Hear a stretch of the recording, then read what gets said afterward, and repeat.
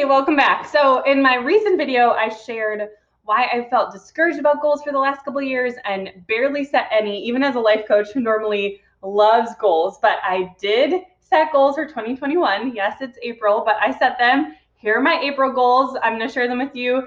I'm really excited about how they're going to help me just, one, steward intentionally the life that God's given me, but also to be flexible according to the needs of my family and any unpredictable things that happen. C.S. Lewis has this great quote, happy work is best done by the man who takes his long-term plans somewhat lightly and works from moment to moment as to the Lord. And I'm going to dig deeper into my goals and how they kind of fit that quote in just a minute here. So I'm going to share each of my 8 annual goals that I set in my PowerSheets, and then I'm going to spell out exactly how I broke those goals down into smaller goals, quarterly, monthly, weekly, even daily. And some of these goals might not mean anything to you without a bit of explanation, like what does holy noticing mean? So I'll explain them a bit, and there's going to be a lot of info you can apply to your own goal setting process. So pay attention for all those tips woven in, jot them down even. At the end of this video, I'll share 3 final tips. And even if you're not setting goals in your life currently, that's okay. You're going to get some really good ideas for things that you can work on in life, especially if you are a go-getter Christian woman like I am. So I've tried many different approaches to goal setting over the years, partially because I just love goals and partially because different approaches seem more relevant based on your season of life. But for the first time this year, I allowed myself to set slightly vague and actually unmeasurable annual goals with the intent to take specific steps on those goals on a quarterly, monthly, weekly, daily basis. So let's talk about those now. Annual goal number 1 is to fall more deeply in love with Jesus. I can't think of anything that's more important, and I often really admire believers who live radical lives for the gospel, people like Francis Chan, and I often tell myself that I wish I was as motivated as they are to live so boldly for the Lord, because I could go and do the exact things that Francis does, but I wouldn't be doing it from the same heart that he has. But you know why those people live like that? Because they know how amazing God is, and they are deeply in love with him. And so I just want to find Jesus more and more beautiful and holy and lovely and loving this year, because I know that so much fruit is going to flow from that. So then I broke that down into my quarter 2 goal, which also happens to be my April goal. And that is to simply set aside some time to brainstorm and choose and set up some unique spiritual disciplines that help me fall more deeply in love with Jesus. Every quarter, I spend some time refreshing my spiritual disciplines for the upcoming quarter. So for this year, every time I do that, I'm going to be specifically choosing those disciplines based on that overarching annual goal. And that might help me come up with some additional weekly and daily goals to add to my PowerSheets. But at this point, on a daily basis, I have 2 goals that I'm specifically tracking in my PowerSheets that are daily. Again, so in PowerSheets, you set annual goals. They help you break it down into quarterly. And then the magic really happens in the tending list, which is the monthly goal page for each month, monthly, where you have space to write goals that you're working on for the month and then track your progress, weekly goals, and daily goals. So my daily goal number 1 is to practice holy noticing. And I'll link to the book Holy Noticing in the description of this video. But holy noticing is basically a Christian meditation practice where you follow the acronym BREATHE and you check in with God and you worship him and just pray in various areas of your life. And I've been doing this for a few weeks, not every day, certainly not perfectly, but I'm not being hard on myself about that, because I know that I can make progress on things and things can make a difference in my life, even if I don't do them perfectly. And so it's been good. It's tough to keep my mind from wandering, but I do see this practice making a big difference already. And it actually ties in with a number of my other goals, but especially goal number 6 that I will get to. Daily goal number 2, I just like to call go deeper on a convo. So I've been challenging myself daily to talk to more people, and when I do, go deeper. And this isn't super closely correlated with the idea of falling more in love with Jesus, but it kind of is.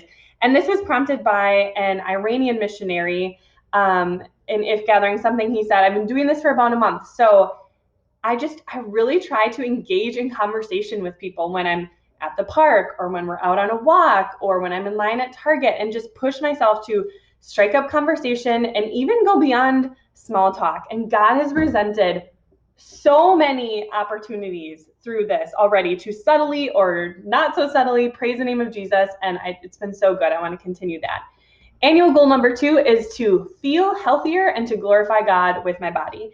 As someone who has battled rheumatoid arthritis and chronic illness for many years, and who is starting to really feel the effects of 9 months, of poor posture from breastfeeding, plus diastasis recti, plus minimal strength training for a year and a half now, I just want to feel healthier and stronger. And as someone who knows so much about health because of my journey with arthritis, I've been really convicted and excited the past couple months about the idea of making choices that help me glorify God with my body, not out of legalism, but just because I can, and because that helps me have the energy and the longevity to serve God well all the years that He gives me. So to take action on this very vague goal, I asked myself, well, what helps me feel healthy? And then based on that list, I brainstormed a bunch of ideas that I could take action on to achieve this annual goal. And then I narrowed it down to 7 rhythms for now that I want to focus on for quarter 2. I know that sounds like a lot, but it's really not incredibly overwhelming. You'll see. And it feels like a very healthy, doable amount to me. Side note, I already gave up alcohol for the year a couple of months ago. So if I hadn't done that, that would be on this list too. But so my quarter 2 goal is to just establish and cement those 7 key rhythms over the course of this quarter that are going to help me feel healthier and be healthier. And those rhythms are, number 1, get 9 hours of sleep a night. And I'm tracking that in that daily habit section of my PowerSheets. I'm not just checking off whether I did or not. I'm actually writing down how much sleep I got. And I just keep track of how long was I in bed with the lights out. I already get 8.5 hours on average most nights, but I really want to keep trying for 9. It makes a huge difference for me and my energy. And for me, having energy is one of the number 1 ways I feel healthy. So number 2 is to use the time when I'm getting ready each morning to just briefly check in, speak a little bit of truth over myself about my body and my health, because this is not just about whether my body legitimately is healthy. It's also about my mindset. And because of my health experiences and because my body does tend to be a little bit more delicate and sensitive than most people, I tend to view myself as kind of sickly, and I want to change the way that I view myself. Number 3 is just to do regular, simple exercises for my back, my posture, shoulders back, and my diastasis recti. Rhythm number 4 is to use my vitamin D panel and maybe find a natural self-tanner. Does anyone know, does this exist? I'm a little embarrassed to admit that this is one of the things that makes me feel healthy, but having a tan just makes me feel like I'm healthier, and that does not come easily in Wisconsin, where I live. Rhythm number 5 is tracking my intermittent fasting hours each day, and I'm not even setting a specific goal for myself with this at this point. I'm just, again, in that daily habit section of my PowerSheets, I'm just writing down how many hours I made it from like nighttime until the first time that I ate each day. And just tracking that motivates me to do the best I can and kind of like compete against myself. Rhythm number 6 is to do 1 small fun workout a week, and I'm just taking it really easy on myself, getting back into actual workouts. Right now, we just go on a walk every day, but these small workouts could be like a run or one of my favorite YouTube videos or things like that. And then the 7th thing is just to consume content that encourages me to steward my body well. So I've found that anytime I'm working on a goal, it's really, really helpful for me to just be filling my mind with things related to that. If I'm decluttering, to be filling my mind with decluttering and minimalism content or health stuff. And I consume a lot of really fun, good, helpful content related to personal growth, but not a lot of stuff related to health. So I want to do more of that. So the April goals that I put down on my PowerSheets related to this overarching annual goal and quarterly goal is, number 1, just plan how to implement those 7 key rhythms and just give myself, all of quarter 2 to put those things in place and strengthen them and just kind of help them become automatic. And goal number 2 is just to research and choose some exercises I'm going to do consistently for my back, my posture, and the diastasis recti. And then the goals that I'm tracking weekly and daily, for the most part, line up with those 7 rhythms too. And these goals might change like from month to month as I'm working through all this stuff. But for now, these are kind of the things that I'm tracking because I need the most accountability and reminders about them. So the first one weekly is to do my infrared sauna weekly and enemas bi-weekly. I've been doing all of that for a long time, but I still need to track it. Weekly goal number 2 is using my vitamin D panel, and weekly goal number 3 is just doing one small fun workout. And then daily goals I'm tracking are the sleep, like I mentioned, the intermittent fasting, like I mentioned, doing the exercises for back and diastasis recti, and then going on a walk. Okay, annual goal number 3, systemize and routinize, I know that's a word, but I don't know how you say it, our personal and family life more. So I've said before, I strongly believe that routines and rhythms are a really key tool to help you live intentionally. And I've also said that you should be prepared to have to change them very regularly. And to be honest, our family systems and routines just need a refresh. With 2 little kids and nap times and feeding times and children's interests and developmental stages changing so quickly, I just don't feel like we're quite making the most of each day and week like we could be. And some parts of the days just feel a little bit clunky and inconsistent. So my goal for quarter 2 in April is the same. It's just to simply set aside plenty of time to work on those rhythms. And then I'm also going to create a tiny routine to revisit those rhythms and tweak them. I found that I need to make small tweaks weekly or at least bi-weekly to keep them really working for our family. And I'm gonna set up these rhythms kind of 2 ways. I've had a brainstorming doc going for months that I've just been throwing ideas into, and then I'm also going to use our weekly routine workbook that I know so many of you have used before. So I'll link to that workbook below if you're interested. All right, annual goal number 4 is to prepare to sell our home and buy a new one. And we don't know yet when this will be, but the first 2 goals that made sense to focus on for the upcoming quarter were number 1, to just start a list with Kyle of any repairs, improvements, decluttering, decorating, etc. that we might want to do before selling, so that we can just really tackle one thing at a time, one project at a time, and then when we get that thing done, come back to the list and be like, okay, we might not have time. We don't know when we're gonna have to list this house. So we might not have time for everything else on this list, but like, what's the next one most important project, or what do we have the capacity for? So that's a quarter 2 goal, and it's also a goal that I specifically hope to achieve in April. So I wrote that down on my April goals page in my PowerSheets. And then the second goal for Q2 for this overarching annual goal of preparing to sell our home is just to declutter. And to declutter like we're moving, because eventually we are, and that's really motivating.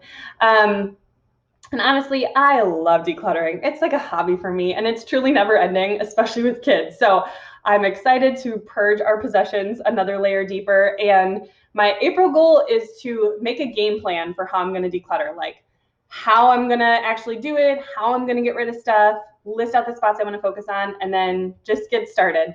And once I make that plan, I might end up having like a daily goal or a weekly goal that I add to my PowerSheets, maybe like set a timer to declutter for 15 minutes every day, or maybe it's like a weekly goal to set aside a longer chunk of time while Kyle plays with the kids, where I just like go all in and really make some progress. We'll see. This decluttering goal really doesn't have a finish line, and I'm okay with that. I just plan to work on it as much as I can for as long as I want to and just have fun with it, which I know I will. We are already on a minimalism journey, so this is just another step down that path to becoming even more minimalistic. All right, annual goal number 5 is related to the last one, and that is to save up a 20% down payment for our next home. So since the housing market is insane right now, it's super hot, we're going to be buying our next home before we sell this one. And we got pre-approved to carry both mortgages at the same time because thankfully we like to spend way less on our houses than the bank says we can technically afford. So the only thing is that puts us in a tricky situation if we want to put 20% down, because when we put in an offer on that next house, we're not going to have the money from this house sale yet. So we crunched the numbers, and assuming we don't find a house like relatively soon, which we probably won't, our goal is to have the 20% down saved up in cash, just totally ready. And then obviously once we sell our house, all the profit can just get dumped right into that next mortgage.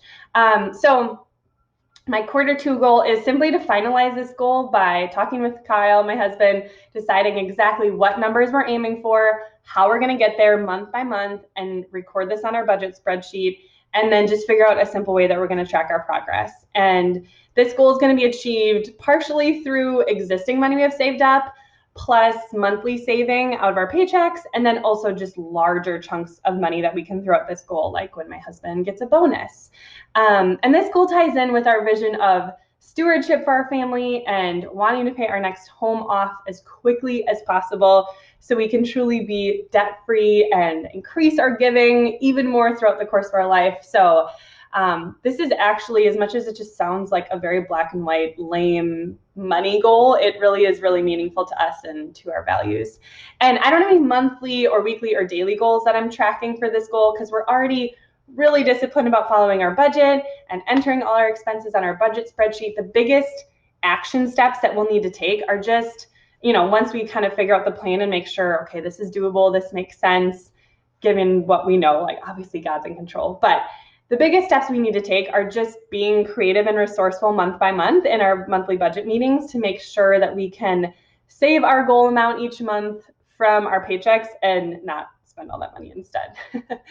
Okay, annual goal number 6 is probably one of my favorites, and that is to live purposefully, mindfully, gratefully in each moment, and to really just steward small things well. This goal has a lot to do with what I talked about in my last video, how I don't necessarily have the capacity to do giant, grand things at this stage of life, but I want to live well in the moment that's in front of me. And I know that sounds like super lovely and meaningful, but at the same time, it's really hard to measure or take action on. So similar to what I did with my health goal, where I brainstormed all sorts of options and then chose the best ones, I did the same thing with this goal. And I also wrote out what gets in the way of, like, what helps me to do this or what could help me with this, but also what gets in the way of me living purposefully and mindfully in the moment. And I had a lot of ideas from all that, but I realized there was one main one that really stood out, and that was so this is my goal for Q2, to cement the habit of releasing tension and setting my intention whenever I transition to a new task or activity. So this is not a concept I came up with. It's Brendon Burchard's concept. Again, he says to release tension and set your intention. And so basically, when you transition from one thing to another, you just pause to release any tension from the thing that you've just wrapped up, and then you set your intention for the thing you're about to do. I've been doing this for several days now. It is so powerful. Like when I transition from a household task to playing Candyland with my kid, release tension, set intention. Or I finish getting ready for the day upstairs and I go get my baby out of his crib to nurse him for the, first time for the day. Release tension, set intention. Or even like when we pull into the parking lot at church to worship on Saturday night and it's been a busy day. Release tension, set intention. Even between work tasks, I do this and it's been really awesome. So my April goal, how I'm breaking this down, is just to set myself up for success with this habit. So review some of the tips Brendon Burchard has about this idea, ask my friend Em how she reminds herself to do this, because I know she does this, and then to just create some reminders for myself in creative ways. And then my daily goal I'm tracking on my PowerSheets is simply whether I remembered to do this at least a few times a day or not. I'm not necessarily counting the amount of times, but just having that listed on my PowerSheets, I can easily think back to the previous day and think like, yeah, I did that a few times. We're like, oh shoot, I pretty much forgot to do that yesterday. Okay, annual goal number 7. I'm super nervous to share this because it's going to sound very controversial, but just hear me out, hear my heart in this, because it's not.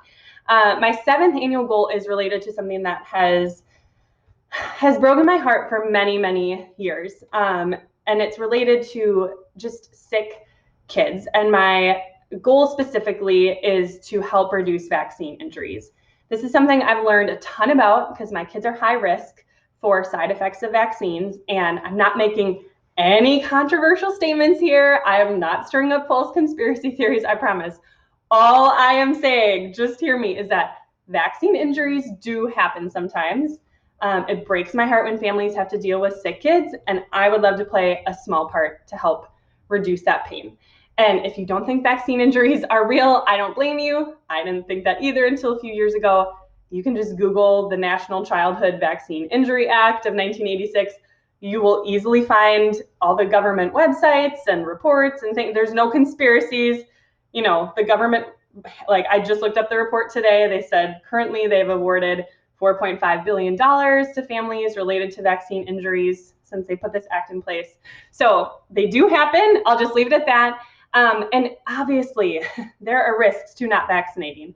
There are also some risks to vaccinating. And there are many possible ways to reduce the risk of side effects, not just through very carefully delaying or modifying your kid's vaccine schedule, but even just helping your kiddo's body detox the heavy metals when they do get their vaccine. So I have some goals for this year related to that cause. It's just very personal to our family for numerous reasons. And as many of you know, my life's mission is advancing the gospel through people who are well. I want Christians to be as well as they possibly can be. And there are so many things that we are not in control over. And there are genetics and there are environmental factors we have no control over, right? But there are some things that we can do to help us be well, physically, spiritually, emotionally, mentally. And I just want to help people with that so that they can thrive, they can bless others, they have the capacity to spread the gospel, all that good stuff. So, all right, goal number 8, final annual goal, is related to my business, and that is to position my business for long-term scalability and blessing. That's the word that I chose. I'll explain that. So there have been many times in the past few years that I have intentionally chosen to have a more short-sighted approach to my business and to revenue generation, but I'm at a place now, I'm very thankful that I can dedicate more time to truly growing it. I'm in this business, this ministry for the long haul, and I want this business to continue to grow, to be able to serve more and more Christian women, to help them be well so they can advance the gospel, like I said, and I just want this business to be a blessing. I don't want it to be a burden.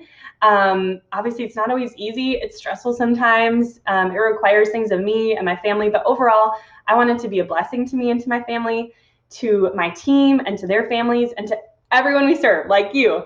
And that means making sure that it is stable, systemized, well-structured, simple, and scalable. And I don't have a lot of ultra specific goals around this annual goal at this point in terms of the results, but I'm just really focusing more on the processes right now for quarter 2 and just trusting God with whatever results from that. So my 2 quarter 2 goals, which are also weekly goals that I have listed on my April page of my PowerSheets, are to, number 1, block out 2 hours a week to work on growing our email list. And currently that means that I'm working through Jenna Kutcher's course, List to Launch Lab, and just taking action accordingly. And then goal number 2 is to block out 1 hour a week to work on simplifying, systemizing, strengthening the business for the long term. I've got a whole list of ideas for how to do that, and I'm just doing one thing at a time, whether that's setting up the system that's found in the book Traction, I'll link to that below, or having my assistant and I take the Clifton Strengths assessment, or going through our systems documents to simplify and streamline as much as possible. I would love to take big, grand actions in my business. And I mean, I guess launching Fight for Margin in February was certainly a big action. I was all in on that for a time. But for now, the 2 hours plus 1 hour a week for each of those goals is about as much time as I can commit with the amount of work hours that I've chosen to work each week and with the number of one-on-one clients I serve each week. So I feel good about that. So here are 3 tips for you based on how I set my goals for this year.